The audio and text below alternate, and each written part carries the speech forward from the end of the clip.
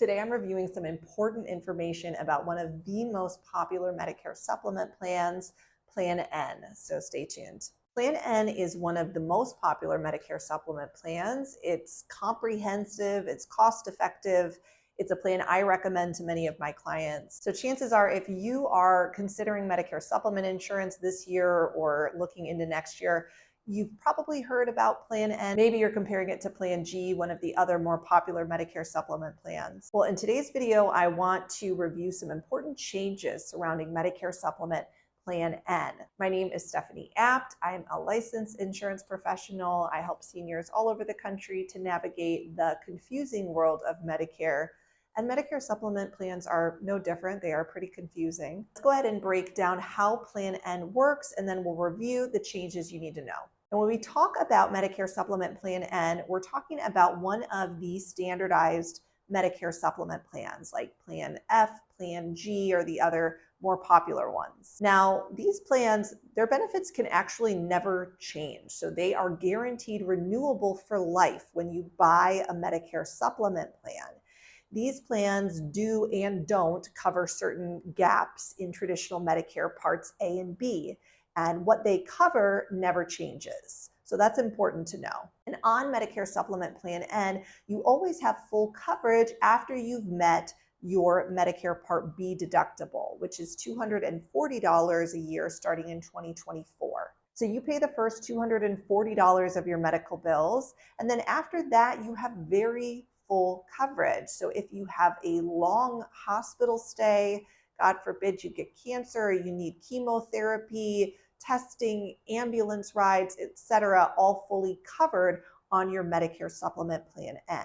But on Plan N, you are responsible for copays for certain doctor's office visits and emergency room visits, as well as the potential for Medicare Part B excess charges. Now, in today's video, I want to dive into more depth about the copays that you pay on Medicare Supplement Plan N, because this is where there have been some changes. I have other videos that talk a little bit more about the Medicare Part B excess charges and why they're not necessarily something you should really be concerned about, and I'll link those in the video description below. Now on Plan N, the copays that you're responsible for are up to $20 for doctor's office visits or up to $50 for an emergency room visit, which is waived if you are admitted to the hospital. It's technically a co-insurance of 20% or a co-payment of up to $20, whichever is less, or a co-insurance of 20% or a co-payment of $50 for the emergency room visit, whichever is less. It's usually the co-payment that is less. So most of the time you'll see that $20 co-payment for the office visit or the $50 co-payment for the ER visit. So the big question I get with Plan N is, when and how often will I be responsible for that $20 office visit copay? Is it every single time I talk to a doctor? How does that work?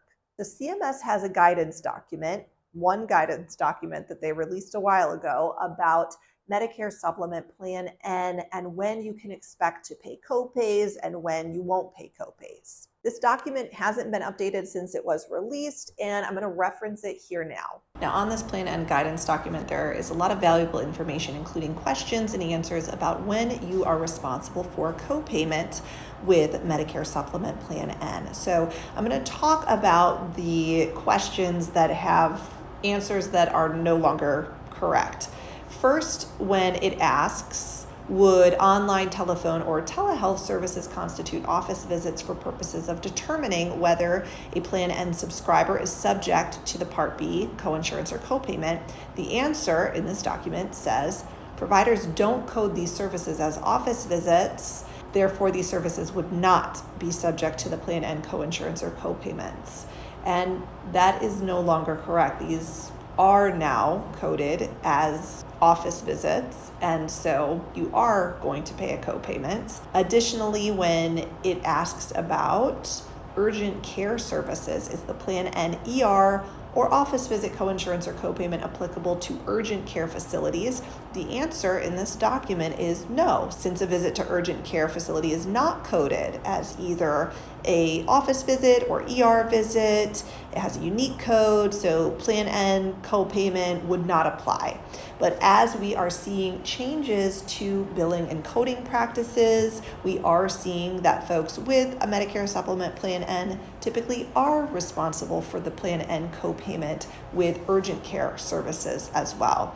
This document is linked in the video description below if you want to review it. So ever since the public health emergency was declared with the COVID-19 pandemic back in 2020, there have been some changes to the way CMS regulates coding and billing surrounding telehealth and urgent care services. Whereas telehealth used to be a much more rare service, with the pandemic, it became much more prevalent, and it still is today.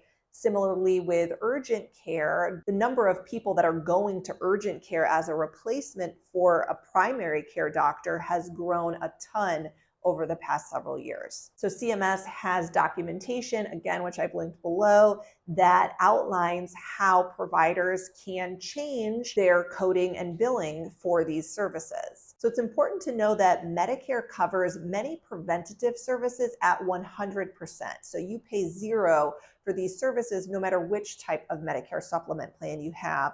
And that's going to be things like your Medicare well check, preventative flu shot. Additionally, things like occupational therapy and physical therapy, these are coded very differently than a diagnostic visit is. So we're not seeing copays for any of those services under Medicare Supplement Plan N. However, you can expect that any doctor visit, whether it's telehealth or in person, that is intended to diagnose or evaluate a medical condition, you will pay that $20 copay with a Plan N Medicare supplement. So while the benefits of Plan N can't change, the way things are coded potentially can, and that's where we're seeing the changes on this plan. So the next question I get is, because of this, does this now make Plan N a bad choice for a Medicare supplement plan?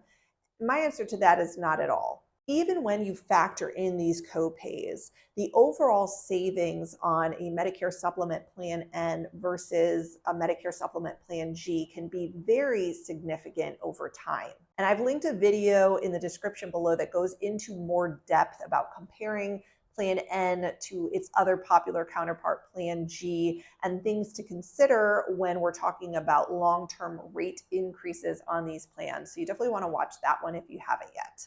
Now, if you're someone that really hates copays, you don't even want to think about them, you never want to be bothered worrying about a copay, maybe it's worth it to you to pay a little bit more in monthly premium for a Medicare Supplement Plan G. But for many people in many parts of the country, even when you factor in multiple copays on the Plan N, you're still going to be seeing a savings there. So it's still definitely a policy worth considering for many people in many different parts of the country. I hope this video helped to shed some light about Medicare Supplement Plan N copays and changes surrounding those. If you have any other questions for me, please leave them in the comments below. I love hearing what you have to say, and I might make another video about a question that you have. So thanks so much for watching, and we'll see you soon.